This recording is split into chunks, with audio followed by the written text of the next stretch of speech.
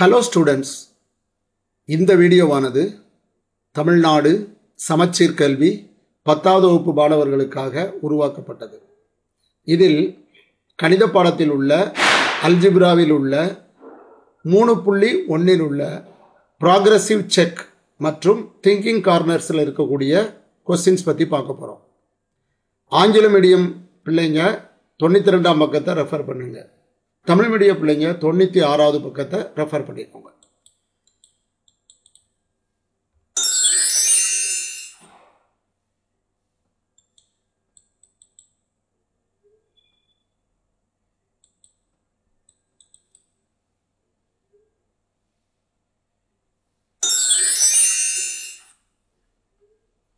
முதல் கொஸ்டின் பாருங்க.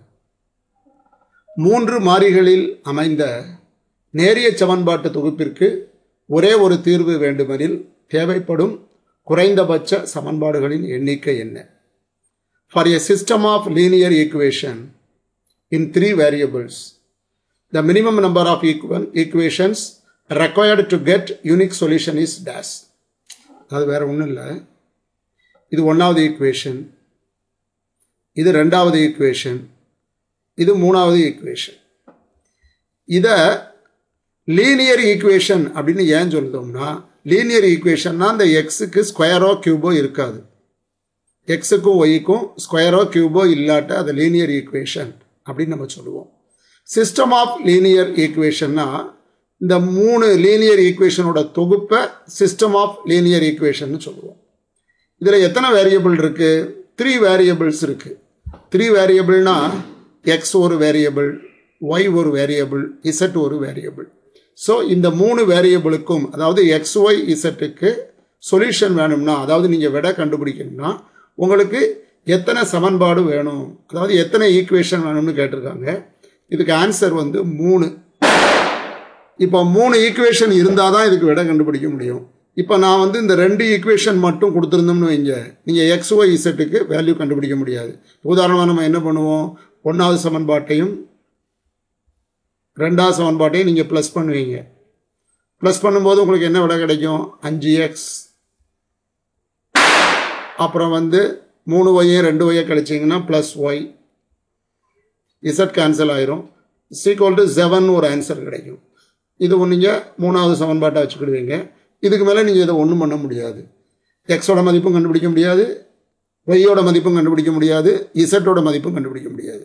ஸோ உங்களுக்கு 3 லீனியர் ஈக்குவேஷன் கொடுத்து அதை தொகுப்பாக கொடுத்து அதில் 3 வேரியபிள் இருக்குது, அதாவது எக்ஸ் ஒய் இசட் இருக்குது. இந்த மாதிரி இருந்தால் இந்த எக்ஸ் ஒய் இசட்டுக்கு சொல்யூஷன் கண்டுபிடிக்கணும்னா குறைஞ்சது எத்தனை ஈக்குவேஷன் வேணும்னு கேட்டிருக்காங்க. மொத்தம் குறைஞ்சது 3 ஈக்குவேஷன் வேணும். இப்படி 3 ஈக்குவேஷன் இருந்தால் தான் நம்மளால் எக்ஸ் ஒய் இசட்டுக்கு வேல்யூ கண்டுபிடிக்க முடியும்.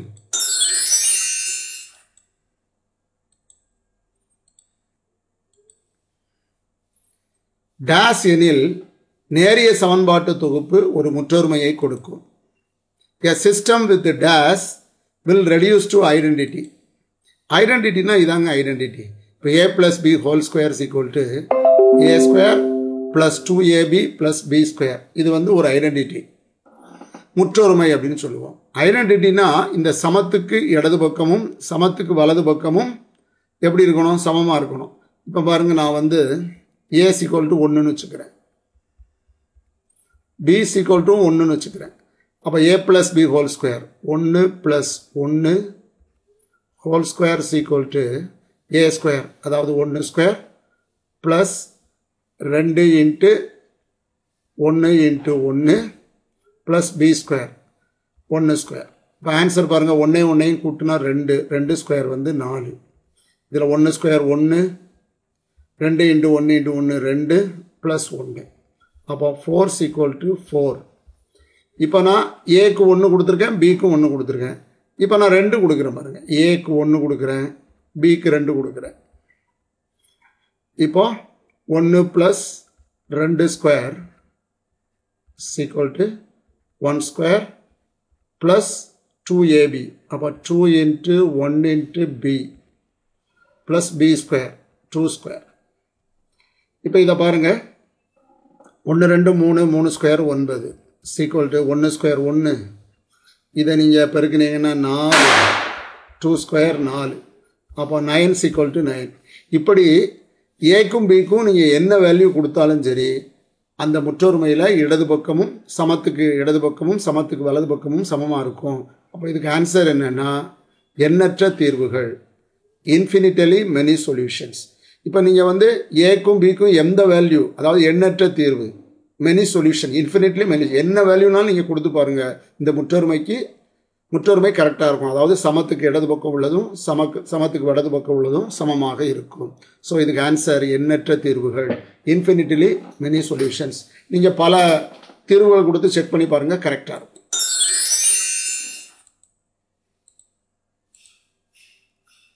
டேஸ் எனில் நேரிய சமன்பாட்டின் தொகுப்பின் முடிவு பொருளற்றது.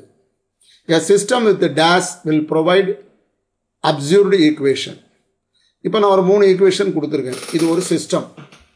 இந்த சிஸ்டத்தில் நீங்கள் இதை சால்வ் பண்ணி பாருங்கள், எக்ஸ் ஒய் இசட்டுக்கு விட வராது. ஏன்னா உங்களால் சால்வ் பண்ண முடியாது, நான் தப்பாக கொடுத்துருக்கேன். அப்போ இதுக்கு ஆன்சர் என்னென்னா தீர்வு இல்லை, நோ சொல்யூஷன். அதாவது இந்த 3 சமன்பாடுகளும் இந்த 3 ஈக்குவேஷனும் ஒன்றுக்கு ஒன்று முரண்பட்டது. நீங்கள் இதை சால்வ் பண்ணி பாருங்கள் உட்காந்து, கண்டிப்பாக உங்களுக்கு தீர்வு கிடையாது, சொல்யூஷன் கிடையாது. அதாவது எக்ஸ் வேல்யூவும் வராது, ஒய் வேல்யூவும் வராது, இசட் வேல்யூவும் வராது. ஸோ இது தீர்வு இல்லையெனில், இந்த எக்ஸு ஒய் இசட்டுக்கு தீர்வு இல்லையெனில் நேரிய சமன்பாட்டின் தொகுப்பின் முடிவு பொருளற்றது.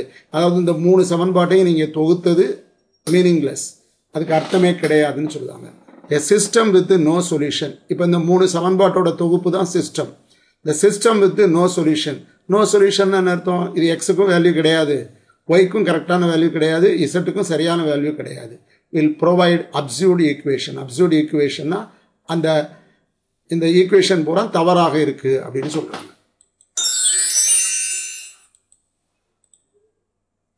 3 மாறிகளில் அமைந்த ஒரு நேரிய சமன்பாட்டின் தொகுப்பினை தீர்க்கும் பொழுது கிடைக்கும் தீர்வுகளின் எண்ணிக்கை.